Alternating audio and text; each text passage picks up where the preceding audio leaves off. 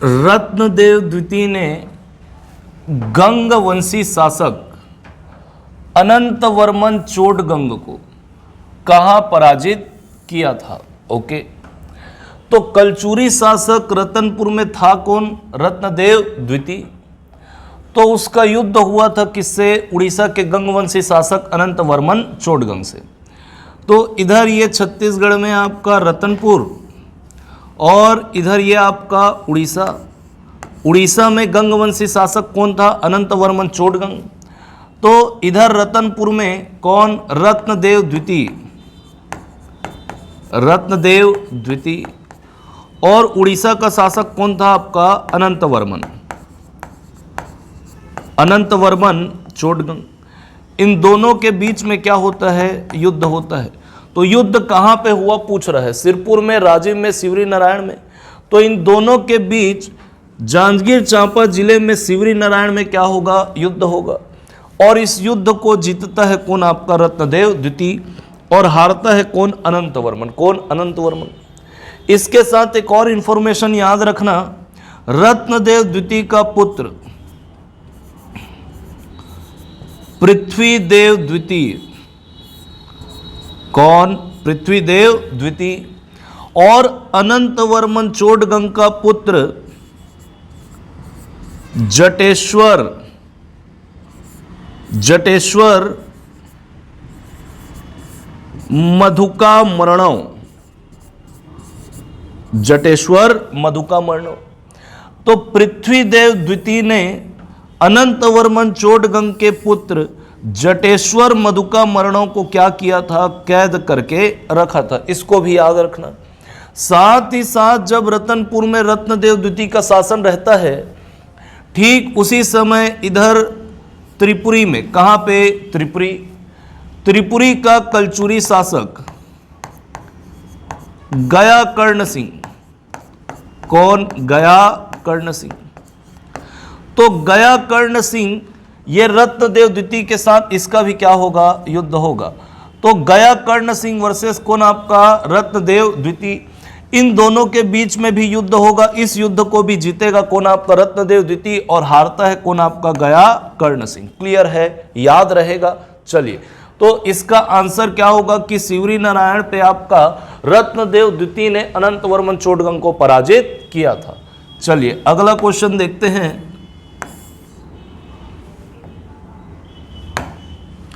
रत्नदेव द्वितीय का सामंत कौन था?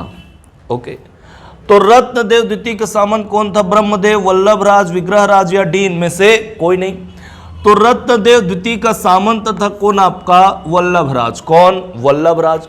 इसके सामंत का नाम याद रखना, क्या? आपका वल्लभराज।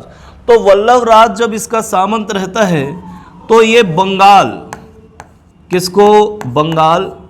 बंगाल का जो गौड़ प्रदेश होता है ना, गौड़ शासकों का, तो गौड़ प्रदेश को ये जीतता है कौन? वल्लभराज।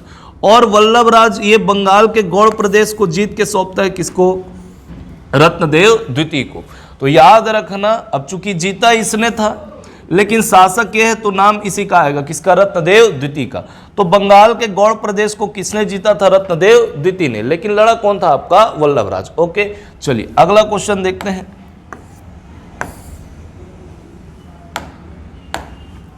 धुरजटी महादेव का मंदिर, इसका निर्माण किसके मंत्री ने करवाया था? रत्नदेव द्वितीय, पृथ्वीदेव द्वितीय, जाजलदेव द्वितीय या डी में से कोई नहीं। तो शासक था आपका पृथ्वीदेव द्वितीय। कौन? पृथ्वीदेव द्वितीय। इसी का मंत्री था ना कौन? आपका ब्रह्मदेव। कौन? ब्रह्मदेव। और एक और मंत्री नाम याद रखना, क्या? आपका वल्लभराज। वल्लभराज। तो अभी बताया कि वल्लभराज ये सामंत था किसके समय? रत्नदेव द्वितीय के समय।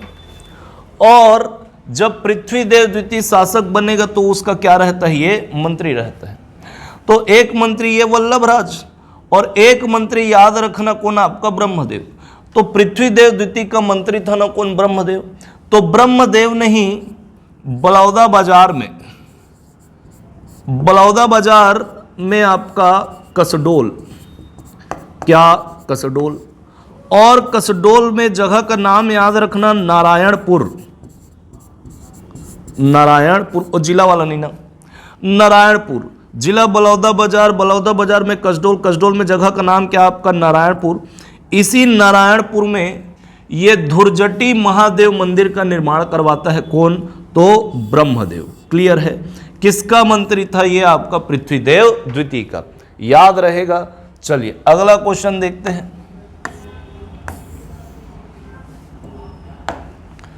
त्रिपुरी के कलचुरी शासक जय सिंह का युद्ध रतनपुर के किस शासक के साथ हुआ था। ओके, रत्नदेव द्वितीय, पृथ्वीदेव द्वितीय या जाजल्यदेव द्वितीय। तो कलचुरी शासक रतनपुर में था न कौन आपका जाजल्यदेव द्वितीय।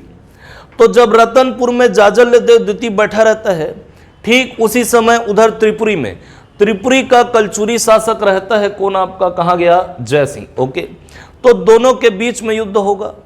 तो जय सिंह विरुद्ध कौन आपका जाजल्यदेव द्वितीय, और इस युद्ध में जाजल्यदेव द्वितीय का साथ दिया था उसके सामंत ने। ओके, और उसके सामंत का नाम था क्या आपका उल्हड़देव।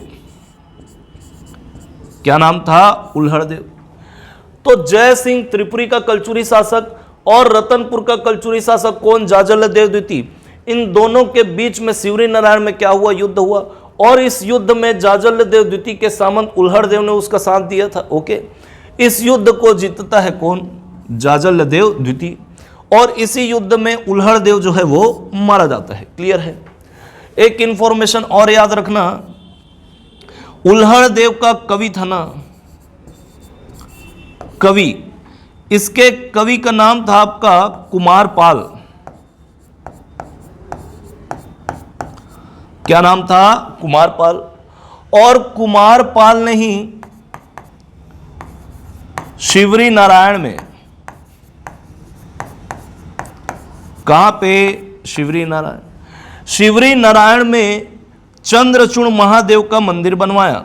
ओके, याद रखना, चंद्रचूड़ महादेव का मंदिर। ओके, तो चंद्रचूड़ महादेव का मंदिर ये आपका कहां पे, शिवरी नारायण। बनवाने वाला कौन, कुमारपाल। कौन था कुमारपाल, कवि था। किसका कवि था, उल्हड़देव। उल्हड़देव कौन था, सामंत था किसका, आपका जाजल्यदेव द्वितीय का। क्लियर है। चलिए अगला क्वेश्चन देखते हैं।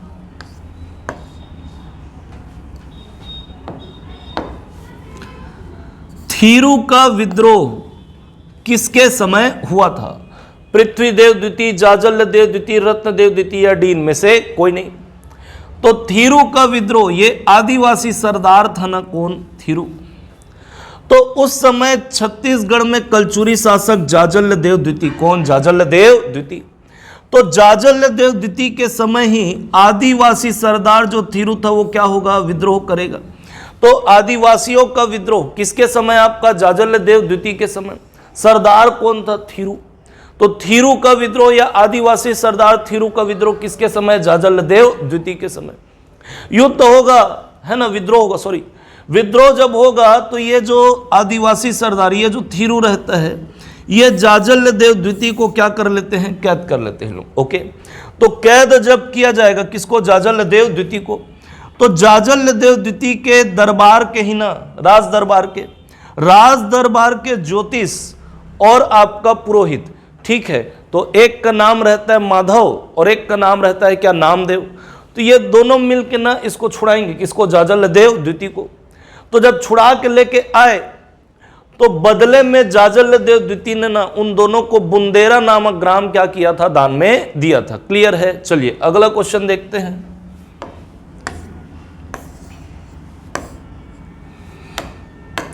किस कलचुरी शासक को तुम्माड़ाधिपति कहा जाता था। ओके, तो याद रखिएगा किसको बोल रहा है, पृथ्वीदेव द्वितीय, जाजलदेव द्वितीय, रत्नदेव द्वितीय या पृथ्वीदेव प्रथम।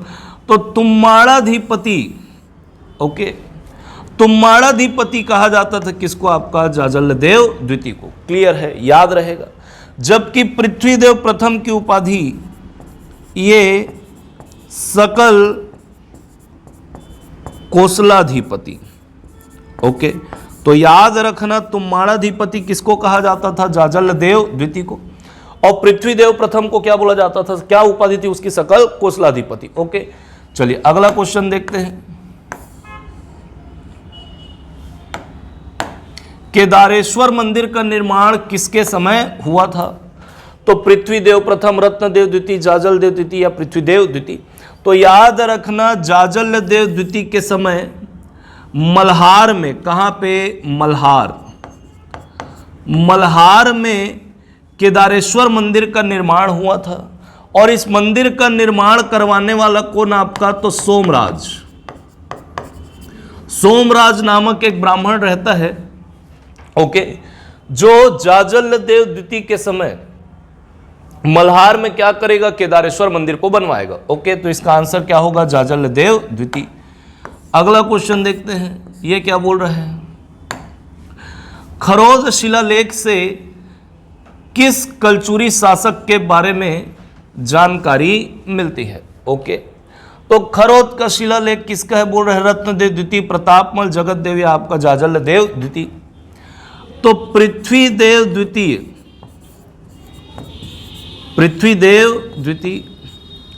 इसके पुत्र में एक का नाम आपका जगतदेव, दूसरे का नाम जाजलदेव द्वितीय।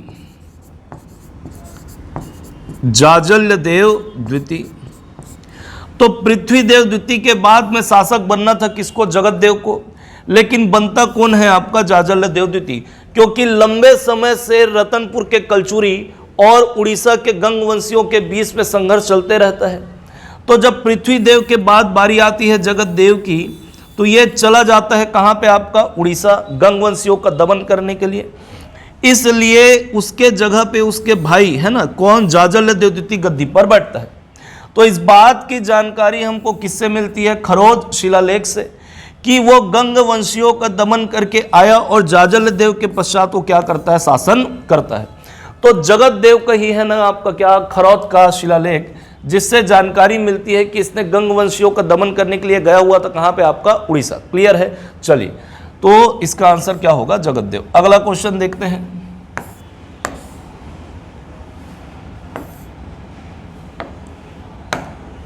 लखनी देवी के मंदिर का निर्माण किसने करवाया था? सोमराज, राघव, नामदेव या गंगाधर राव? तो रत्नदेव तृतीय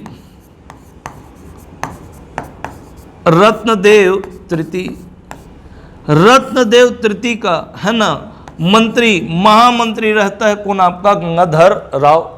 गंगाधर राव। ओके, ये किसका मंत्री रहता है? तो रत्नदेव तृतीय का। ये उड़ीसा का ब्राह्मण रहता है ना, कहाँ का ब्राह्मण रहता है? उड़ीसा का। तो इसी ने रतनपुर में, कहाँ पे? रतनपुर में लखनी देवी या इसी को एक वीरा देवी का मंदिर कहते हैं। तो लखनी देवी या एक वीरा देवी का मंदिर रतनपुर में बनवाने वाला कौन? गंगाधर राव, जो कि कहाँ का ब्राह्मण था? उड़ीसा का। किसका प्रमुख मंत्री था? तो आपका रत्नदेव तृतीय का। ओके, एक चीज और याद रखना, रत्नदेव तृतीय का ये आपका सेनापति, ये जगपाल या कहीं कहीं पे है ना जगतपाल भी लिखा रहता है। ओके, साथ ही साथ ये याद रखना कि गंगाधर राव ने ही खरौद में, कहाँ पे? खरौद में लाखाचौर मंदिर का क्या करवाया था? जीर्णोद्धार करवाया था। किसने? गंगाधर राव ने। और रतनपुर में लखनी देवी के मंदिर का निर्माण करवाया था। ओके, चलिए अगला क्वेश्चन देखते हैं। षटकोणाकार तांबे के सिक्के किसने चलवाए थे? ठीक है, जगतदेव, रत्नदेव द्वितीय, प्रतापमल या डीन में से कोई नहीं। तो रत्नदेव तृतीय, उसके बाद शासक दिखता है कौन आपका? प्रतापमल। कौन? प्रतापमल। तो प्रतापमल ने चक्राकार और षटकोणाकार तांबे के सिक्के चलवाए थे। क्लियर है? याद रहेगा, जिसमें कटार का अंकन था। तो कटार अंकित षटकोणाकार और चक्राकार तांबे के सिक्के चलवाने वाला कौन आपका? प्रतापमल। कौन? प्रतापमल। चलिए अगला क्वेश्चन देखते हैं। छत्तीसगढ़ में कलचुरियों का अंधकार युग कब से कब तक रहा? तो कलचुरियों का अंधकार युग ये 1222 से 1480 तक है ना, कोई इंफॉर्मेशन नहीं। तो 1222 में शासक दिखता है कौन आपका, प्रतापमल्ल, है ना। और इसके दो सामंत थे, एक का नाम जसराज और एक का नाम यशोराज। फिर प्रतापमल्ल से इधर किसी शासक का ऐसा कोई इंफॉर्मेशन, कोई जानकारी नहीं। सीधा 1480 में दिखता है कौन आपका, बहारेंद्र शाह। कौन, बहारेंद्र शाह। तो इसी टाइम पीरियड को कलचुरियों का अंधकार युग कहा जाता है। इसी बीच में 1300 ईस्वी में रतनपुर के कलचुरियों से एक शाखा निकलेगी जो जाएगी आपका खल्लारी। खल्लारी के बाद लंबे समय तक वो रहेंगे कहाँ पे, आपका रायपुर, और कहलाएंगे क्या, आपका रायपुर के कलचुरी। ओके, चलिए अगला क्वेश्चन। तो आंसर क्या होगा इसका, 1222 से 1480। अगला क्वेश्चन देखते हैं। बहारेंद्र शाह के द्वारा बहरैया तालाब कहां बनवाया गया था। ओके, तो बहरैया तालाब बनवाया किसने, बहारेंद्र शाह ने। कहां बनवाया आपका, तो रतनपुर में। कहां पे, रतनपुर। साथ ही साथ रतनपुर में जो महामाया मंदिर है, महामाया मंदिर के मंडप का, है ना, वो सभागृह का जो मंडप है उसका जीर्णोद्धार करवाने वाला कौन, आपका बहारेंद्र शाह। क्लियर है।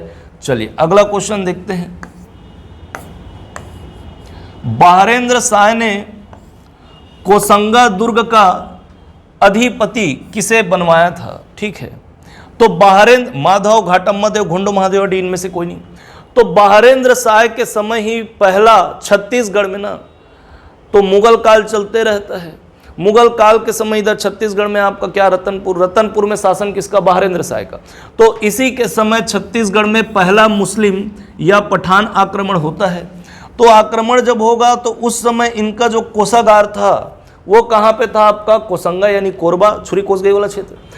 तो वहाँ पे आक्रमण से बचाने के लिए, है ना, ये अपनी राजधानी को शिफ्ट कर देता है कहाँ पे, आपका छुरी कोसगई। और जब युद्ध होगा तो उस युद्ध में इसके मंत्री, बहारेंद्र शाह के मंत्री माधव ने इसका क्या किया था, साथ दिया था। और इस दुर्ग का, कोसंगा के दुर्ग का अधिपति बनवाया था किसको, आपका घाटम्मा देव को। कौन, बहारेंद्र शाह। तो इसका आंसर क्या होगा आपका, बी, घाटम्मा देव।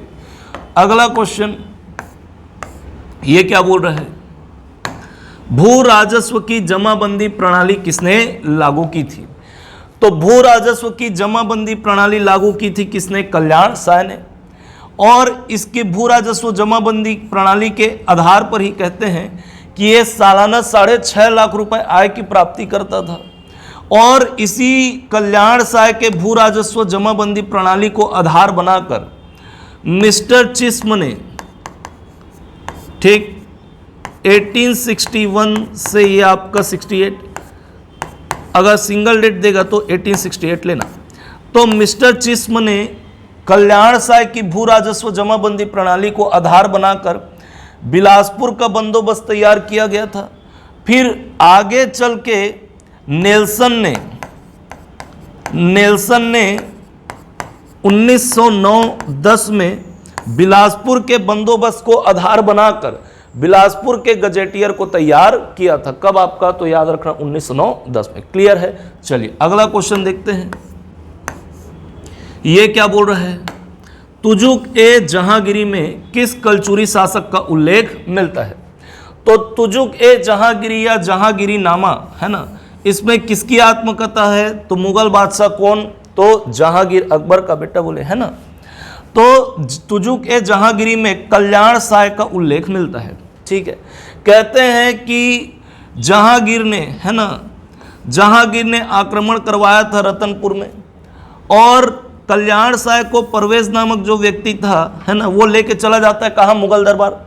तो मुगल दरबार में ये 8 वर्षों तक रहा। कितने वर्षों तक, 8 वर्षों तक। ओके, उसके बाद ये मुगल दरबार से कल्याण शाह को वापस लाने वाला इसका योद्धा था कौन, आपका गोपाल राज। कौन, गोपाल राज। तो गोपाल राज ने मल्ल युद्ध करके कल्याण शाह को मुगल दरबार से वापस लेके आया था। तो याद रखना, कल्याण शाह किसका समकालीन था, तो जहांगीर का समकालीन था। कहाँ रहा, तो 8 वर्षों तक ये मुगल दरबार में रहा। उसको छुड़ा कर लाने वाला कौन, आपका गोपाल राज, जो इसका योद्धा था। ओके, तो छत्तीसगढ़ में गोपल्ला गीत गोपल्ला गीत, है ना। तो गोपाल राज को इसमें गोपल्ला वीर के नाम से, है ना, जाना जाता है। और इस गोपल्ला गीत में किसकी गाथा होती है, तो कल्याण साय की। क्लियर है।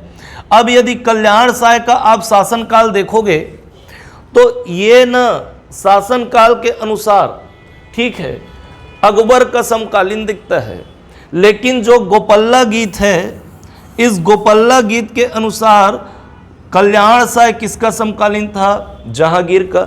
जबकि बाबू रेवाराम, है ना, बाबू रेवाराम के अनुसार जो आपका कल्याण साय है वो किसका समकालीन था, तो अकबर का। लेकिन क्वेश्चन पूछ चुका है, आंसर भी ले चुका है कि कल्याण साय किसका समकालीन था, तो जहांगीर का, याद रखना। क्लियर है। चलिए अगला क्वेश्चन देखते हैं।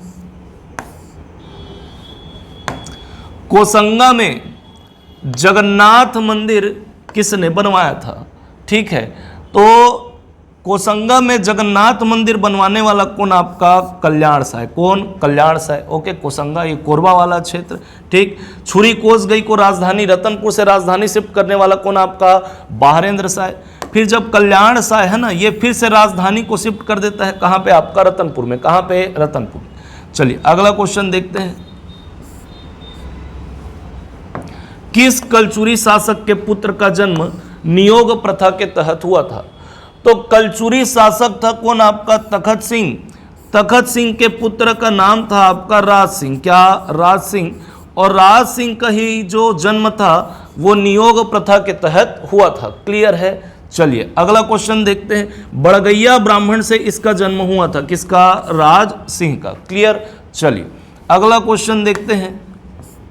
ये क्या बोल रहे हैं, बादल महल का निर्माण किसने करवाया था, तो तखत सिंह का बेटा कौन, आपका राज सिंह।